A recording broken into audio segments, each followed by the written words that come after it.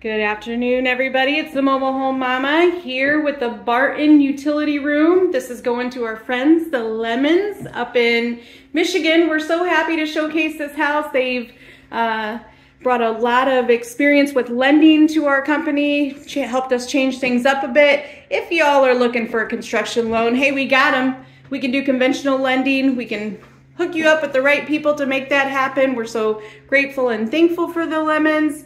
We're gonna have a series of videos here. Right now, this is their utility room. Nice large closet going on in the utility. Behind the panel is the hot water heater. We've seen that many, many times.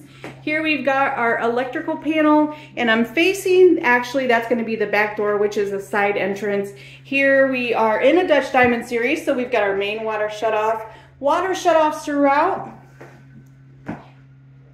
Wire rack above the washer and dryer area. But look at the space in here, guys. It's just got a lot of space in the laundry room. You're able to move around and feel comfortable while you're doing your laundry. Also a little area here. I'm not sure what Cindy has planned out for that, but I can think of a lot of things that could go there. Maybe a mini pantry, maybe some cabinetry, some kind of customization that you want to do to your home. Here we've got the furnace. They opted for a 23 kilowatt. They kept it electric. So we start with a standard 15 kilowatt. You can upgrade to a 23. Look here at these doors. These are a new door, guys. I haven't seen these. Normally we have a 2-panel door, but these are cool. 3-panel it's looking like. We've got 2 skinny panels there. That's what I'm talking about when I'm talking about the panels. I'm talking about that right there.